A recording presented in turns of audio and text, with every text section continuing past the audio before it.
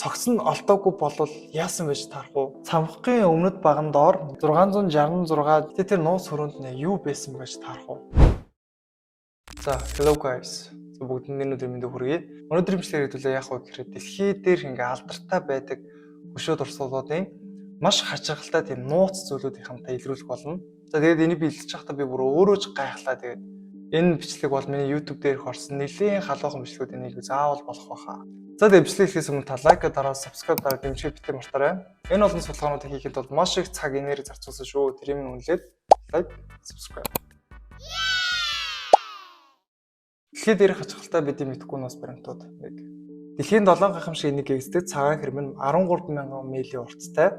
Бүтээн байгуулалтын хувьд гэх юм бол манай эртний өмнөх 3 дугаар зууны мянга өрнө үед монголчуудын довтлохоноос хамгаалж өгөхөд цагаан хэрмэг барьсан байна. Жил бүрийн 10 сая гаруй жуулчид ерөөдөө цагаан хэрмэг үүсгэж ирдэг. Тэгээд тэр цагаан хэрмэн дээр ерөөдөө инженерчлэлийн амжилт гэж өгөөд тэр үзэж шаардсан юм байна. Тэгээд цагаан хэрмийн хувьд нэг аимшигтай том нууц байдаг. Тэр нууц нь юу гэхээр цагаан хэрмийг барьчих явцад одоо бүтээн байгуулж исэн одоо хүмүүсүүдийн цогц нь олдоогүй юм байна. Тухайн цагаан хэрмийг барьж исэн хүмүүс ерөөдөө 400-аас сая гаруй хүмүүс ерөөдөө нас барсан гэж ерөөдөө үздэг юм байна. Гэтэ маш сонирхолтой юм, нас барсан хүмүүсүүдийн цогц нь ерөөсөө олдоогүй. Энэ бол үнэхээр бүр алмаар болж байгаа байхгүй яг цогц нь олдоогүй болвол яасан байж таарах уу? Гэхдээ эдгээр хүмүүсүүдээ яагаад өгсөн тэдний хаана оршуулах талаар олон тамга байдаг. Зарим хүмүүс эдгээр ажилтны цогцуудыг цагаан хэрмэн дотор оршуулсан гэж таамагладаг. Яа, хэрвээ ингээд тухайн цагаан хэрмийг барьж исэн ажилчид үнэхээр цагаан хэрмэн дотор нь орчуулсан болвол бүр мянган 10 гаруй сая жуулчид жил ингээд очичаад тэр жуулчид одоо бид нэр тэр өгсөн хүний цогцон дээр алхаж байгаа гэсэн үг үү? Яа, амар үгүйс сонсогч чинь те. Тухайн үеийн цагаан хэрмэг барьж исэн барилгачдын амь нас нь хохирсон нь түүхийн нэг том гонигт явдал гэж дурсагддаг. Үүндээ зарим бичиг баримтууд нь тухайн үеийн барилгачдыг ерөөдөө бие биеийг чиглүүлж амь насаа алдсан гэж таамаглаж байдаг. Гэвч энэ үнэхээр үнэн биш гэж үздэг. Учир нь олон хүний бие задарч цагаан хэрмэнд нөлөөлөх байсан гинэ. Гэхдээ нэг өөр аимшигтай таамаг байдаг. Өгсөн ажилчдын цогцнуудыг буталж зураг мөний орц болгон ашигласан байж магадгүй гэж хэлдэг.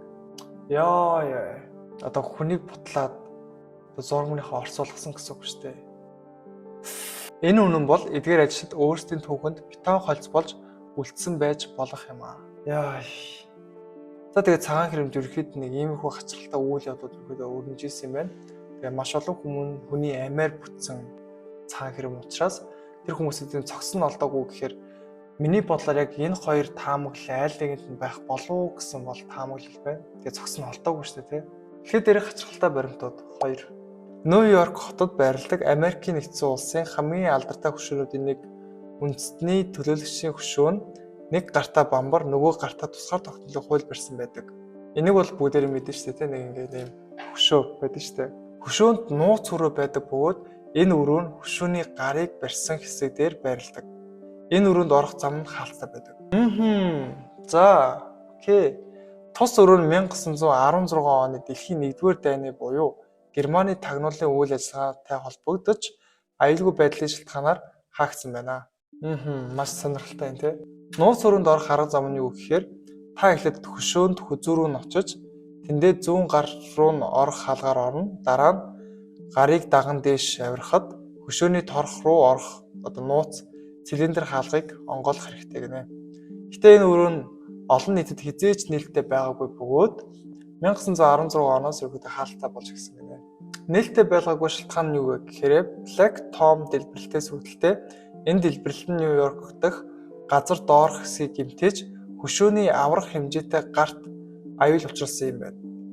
Энэ явдлаас хойш маш гоё ястаг үсэн гэрэл нь асгаа болж ихсэн гинэ.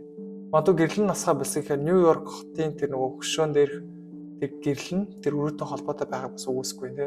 Гэтэ тэр нууц хөрөнд нэ юу байсан байж таарах уу? Тэр хандлал айгуу сонирхолтой санагдаад байна. Дэлхийд дээрх бидний мэдхгүй нууц баримтууд 3. Rushmore бол Америкийн нэгдсэн улсын хамгийн алдартай хөшөөнүүдийн нэг бөгөөд өмнөд Дакота мужийн Black Hills орчинд байрладаг. Жил бүрийн 2 сая гаруй зуулчид уг хөшөөнийг гүйцэхээр ирдэг. Гэхдээ Rushmore уулан дээр нэгэн хүн шинээр нэмэгдэх байсан гинэ. Тэр уулан дээр нэг хүний царай гарна гэж байна шүү дээ. Та нар хин гэж бодож байна. Тэгээ бидний мэддэг дуучин цаа юм. Хин гэж Kanye West. Нөө рэпер дуучин шүү дээ, тий. 2020 онд өөрийнх нь зургийг Линкольны баруун талд Rushmore уулан дээр байрлах гэж үзэж Photoshop ашиглаж зураг гаргаж байсан. Энэ нь Кани өөрийг нь ерөнхийлөгч болно гэж таамаглаж байсан тодорхой бөгөөд түүний дүгнэлт нь зөв байсангүй. 2020 оны сонгуульд тэрээр ердөө 1.4% санал авсан. Тиймээс Кани Рашмор уулан дээрх мөрөөдөл нь биелээгүй юм байна. Гэтэ Рашмор уулан дээр хачирхалтай нэг зүйл байдаг. Окей. За, тэр уулан дээр юу гэж болох вэ? Линкольны толгойн нууцлагдсан нэг хаалга байдаг бөгөөд энэ нь ууланд орох хаалга юм. Окей. За, нэг хаалга гараад ирлээ шүү. 1938 онд энэ хаалганы ойролцоо ажил эхэлж уулын хавцалд нүх гаргахын тулд динамит ашиглан өрөмдлөг хийсэн байна. Рашмор уулын хөшөөний сэлэгч энэ нүхэнд 80 фунт өндөр 100 фунт урттай тамгын тавхин барихыг хүсэж байсан байна. Гэвч сэлэгч нь 1941 онд нас барсан тул энэ төслийн түүний хүү дуусгасан бөгөөд тамгын тавхин нь хизээж бүтсэнгүй. Барьж дуусаагүй байсан чинь нөгөө сэлэгч нь нас барсан юм байна шүү дээ. Гэсэг хэдэж 1989 он нэг нууц хадгалалт хийж хөшөөний уг орон зайд тамгын тавхин хэмээх нууц байгууламжийн нэг хэсэг байгуулагдсан бөгөөд үүний дотор Америк нэгдсэн улсын үндэсний хууль, тусгаар тогтнолын хуулийн зэрэг баримт бичгүүдийг хуулбарлан хадгалдаг. Эдгээр баримт бичгүүдийг 1200 фунт жинтэй гантик автангаар хамгаалагдсан байна. Гэвч энэ тамгын тавхин олон нийтэд нээлттэй биш бөгөөд хинч нэвтрэх хэрэггүй байдаг. Окей, тэгэхээр Рашмор уулан дээр хэдүүлээ бол ийш нэвтрэх бол ирэхгүй юм байна. Би бол нэвтрэхийг бол хүсэж байна. Тэр хавтны доор юу байгаа юм те? Маш сонирхолтой. Тэгэхээр дээр хэний ч мэдэхгүй нууц баримтууд 4. Эйфелийн цамхгийн 2 нууц. Эйфелийн цамхаг нь Парисын хамгийн алдартай дурсгал газар тооцогддог 330 м өндөр цамхгийн жил бүр 7 сая орчим хүн үзэхээр очдог. Гэвч олон зуулчид Эйфелийн цамхагт гарч очсон ч түүний орой дээр нь нууц өрөө байгааг мэддэггүй. За бас нэг нууц өрөө гараад ирлээ шүү. Эйфелийн цамхгийн инженер Густав Эйфел дэсэн бөгөөд тэрээр өөртөө зориулсан цамхгийн орой дээр говийн орон зай хийсэн юм байна. Энэ өрөөнд цамхгийн шилэн дээрээс яг доор байрлах бөгөөд хамгийн сайн үзэмжтэй. Үүнтэй хамт энэ өрөөнд пиано, ширээ, галтгоо, ариун цэврийн үүрэг зүйлс байдаг. Густав Эйфел тэндээ оршин сууж байгаагүй ч тэрээр өндөр албан тушаалтан жишээ нь Томас Эдисоныг энд ураад зочилдог байсан байна. 2024 он цамхгийн орой дээр очсон хүн бүр энэ өрөөнд халагдаж буй 2 хөшөөг харж болно. Нэг нь Эйфел, нөгөөх нь Эдисон. Эйфелийн цамхгийн 2 дахь том нууц нь юу гэхээр цамхгийн өмнөд баган доор нууц цэргийн хэний ч мэдэхгүй орон байр байдаг. Эйфелийн цамхгийн доор нууц цэргийн байр байдаг гэнэ. Эйфелийн цамхаг 1889 онд бүтээсэн бөгөөд анх 20 жилийн дараа нурааж хаях төлөвлөгөөтэй байсан. Гэвч Густав Эйфел шинэ технологи ашиглан цамхгийн амьдралын хугацааг уртасгах арга замыг олж Францын цэргийн удирдлагуудаас энэ цамхгийг утасгүй холбооны зориулалтаар ашиглах зөвшөөрөл авсан. 1909 онд цамхгийн доор радио телеграм станц байгуулагдсан бөгөөд үүний тусламжтайгаар цахилгааны долгионууд Америкийн нэгдсэн улс руу илгээх боломжтой болсон. Дэлхийн 1-р дайн эхлсний дараа 1914 онд цамхгийн радио станц Германы радиог тасалж холбоог цуцгаж ялалт байгуулсан юм байна. Тэрвээ та Парис руу орох юм бол тэр доошо тэр хонгол руу ороод үзээрэй. За эсвэл дээр Томас Эдисон болон Эйфел хоёрын төв хөшөөг нь очиод хараад үзээрэй. Тэгэхээр дээр хацгалтай нууц баримтууд 5.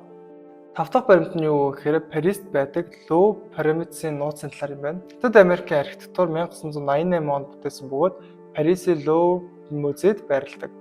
Египтийн Гиза пирамидыг заавраар бүтээгдсэн бөгөөд энэхүү шилэн пирамид нь гэрэл нэвтрүүлдэг нэлээд орчин бүрдүүлэх зорилготойгоор шилээр бүтээгдсэн гэнэ. Гэвч энэхүү пирамид нь зарим хүмүүсийн шүүмжлэлт өртсөн. Нэг шүүмжлэл нь пирамид нь Египтийн нас барсан холбоотой бэлэгдэл учир Парис хотын төвд ийм бэлэгдэл байрлуулах нь зохимжгүй гэж үзсэн.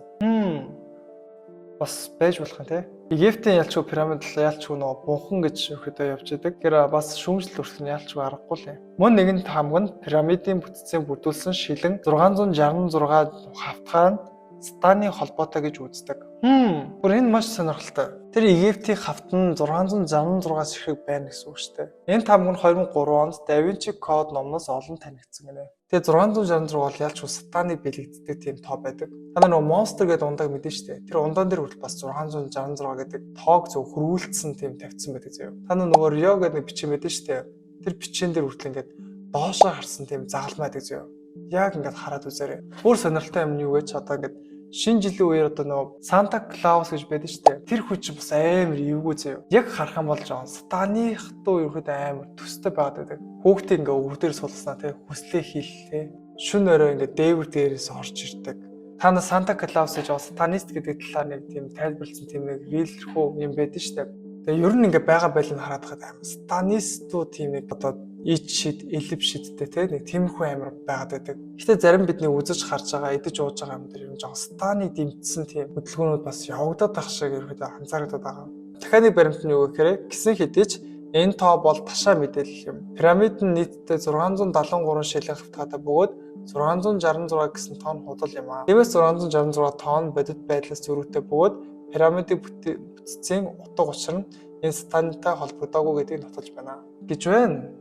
За шүү.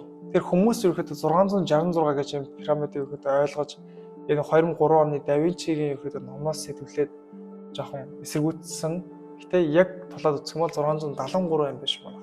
Тэгэхээр бас ингээ утга зохиол ном гэдэг дээр жоохон бодиттой баримтчихгүй бол хүмүүс 666-гаа төөрцсөн байхаа бас амар үүсгүй. Би л хэрвээ энэ яг ингээ 666 гэж хэлэх юм бол би л барны очиод байхгүй дээ. За тэгээ бидний дугаар ингээд өндөрлөж байна. Тэрвээ танд сонирхолтой бас таалагдсан бол лайк дараа subscribe дараа дэмжиж бити мартаарай.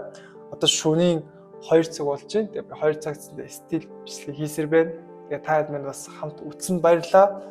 За тэгээд part 2-ыг ерөөхдөө бэлдэж оруулах гэсэн бодолтой байгаа. Хэрвээ таад минь үнэхээр 2-ыг оруулаарай гэх юм бол comments дээр бичээрэй.